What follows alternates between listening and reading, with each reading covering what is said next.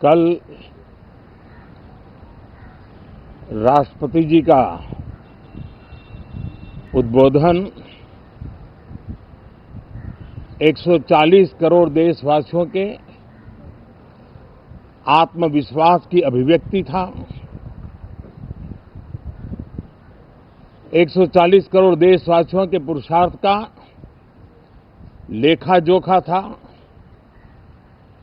और 140 करोड़ देशवासी और उसमें भी ज्यादातर युवा उनके एस्पिरेशंस को रेखांकित करने का बहुत ही सटीक उद्बोधन सभी सांसदों के लिए कई मार्गदर्शक बातें भी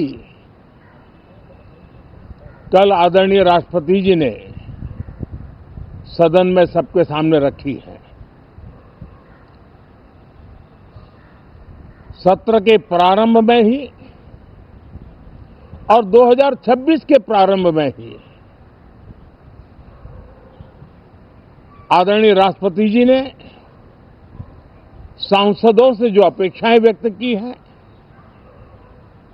उन्होंने बहुत ही सरल शब्दों में राष्ट्र के मुखिया के रूप में जो भावनाएं व्यक्त की हैं, मुझे पूरा विश्वास है कि सभी माननीय सांसदों ने उसको गंभीरता से लिया ही होगा और ये सत्र अपने आप में बहुत ही महत्वपूर्ण सत्र होता है।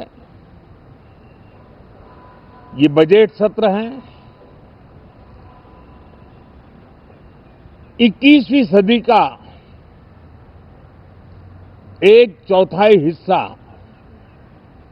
बीत चुका है। ये दूसरे चौथाई का प्रारंभ हो रहा है और 2047 विकसित भारत के लक्ष्य को प्राप्त करने के लिए ये महत्वपूर्ण 25 वर्ष का दौर आरंभ हो रहा है और ये दूसरे क्वार्टर का, इस शताब्दी की दूसरे क्वार्टर का ये पहला बजट आ रहा है और वित्त मंत्री निर्मला जी देश की पहली वित्त मंत्री ऐसी है, महिला वित्त मंत्री ऐसी है जो लगातार 9वीं बार देश के संसद में बजट प्रस्तुत करने जा रही है। ये अपने आप में एक गौरव पल के रूप में भारत के संसदीय इतिहास में रजिस्टर हो रहा है। साथियों, ये विश्व वर्ष का प्रारंभ बहुत ही पॉजिटिव नोट के साथ शुरू हुआ है। आत्मविश्वास भरा हिंदुस्तान आज विश्व के लिए आशा की किरण भी बना है, आकर्षण का केंद्र भी बना है। इस क्वार्टर के प्रारंभ में ही भारत और यूरोपियन यूनियन का फ्री ट्रेड एग्रीमेंट आने वाली दिशाएं कितनी उज्जवल है, भारत के युवाओं का भविष्य कितना उज्जवल है, उसकी एक झलक है। ये free trade for ambitious Bharat है। ये free trade for aspirational youth है। ये फ्री ट्रेड फॉर आत्मनिर्भर भारत है। और मुझे पक्का विश्वास है, खास करके जो भारत के मैन्युफैक्चरर्स हैं, वे इस अवसर को अपनी क्षमताएं बढ़ाने के लिए करेंगे। और मैं सभी प्रकार के उत्पादकों से यही कहूंगा कि जब भारत यूरोपियन यूनियन के बीच मदर ऑफ ऑल डील्स जिसको कहते हैं वैसा समझौता हुआ है, तब मेरे देश के उद्योगकार, मेरे देश के मैन्युफैक्चरर्स अब तो बहुत बड़ा बाजार खुल गया। अब बहुत सस्ते में हमारा माल पहुंच जाएगा। इतने भाव से वो बैठे न रहे। ये एक अवसर है और इस अवसर का सबसे पहला मंत्र ये होता है कि हम क्वालिटी पर बल दें। हम अब जब बाजार खुल गया है तो उत्तम से उत्तम क्वालिटी लेकर के बाजार में जाएं। और अगर उत्तम से उत्तम क्वालिटी लेकर के जाते हैं तो हम यूरोपियन यूनियन के 27 देशों के खरीदारों के पैसे ही कमाते इतना नहीं, क्वालिटी के कारण से हम उनका दिल जीत लेते हैं और वो लंबे अरसे तक प्रभाव रहता है उसका, दशकों तक उसका प्रभाव रहता है। कंपनियों का ब्रांड देश के ब्रांड के साथ नए गौरव को प्रस्थापित कर देता है और इसलिए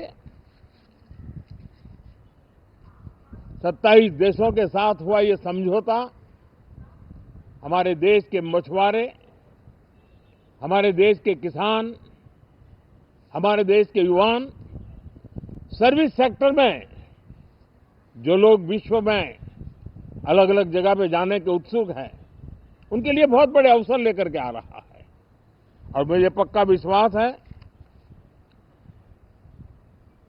एक प्रकार से कॉन्फिडेंट, कॉम्पिटिटिव और प्रोडक्टिव भारत की दिशा में ये बहुत बड़ा कदम है।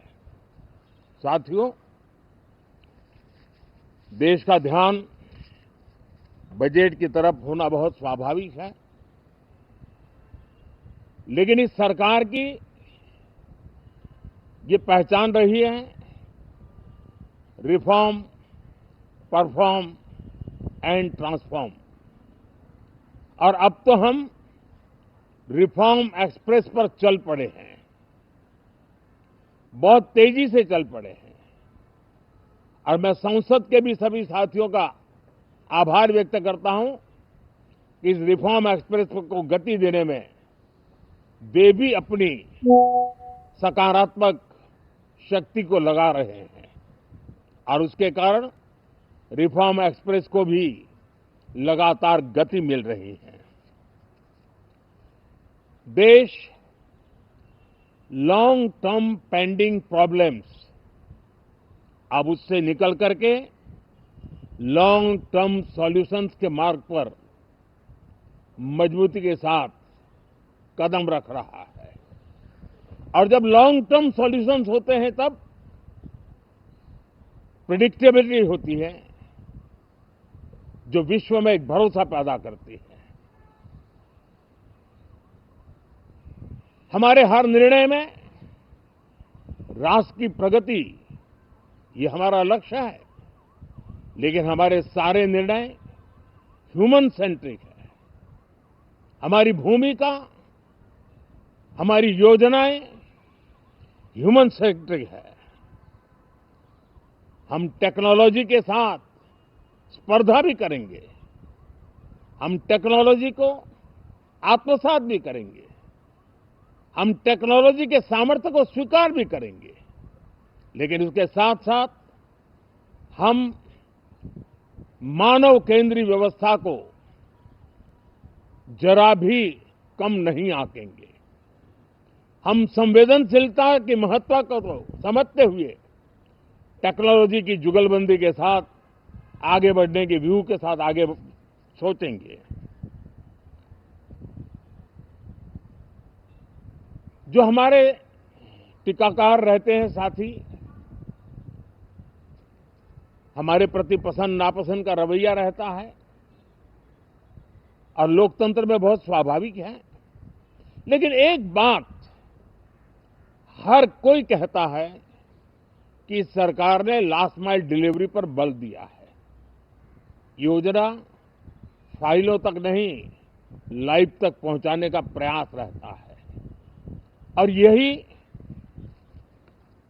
हमारी जो परंपरा है उसको हम आने वाले दिनों में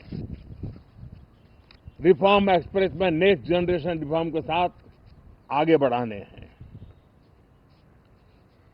भारत की डेमोक्रेसी और भारत की डेमोग्राफी आज दुनिया के लिए एक बहुत बड़ी उम्मीद है।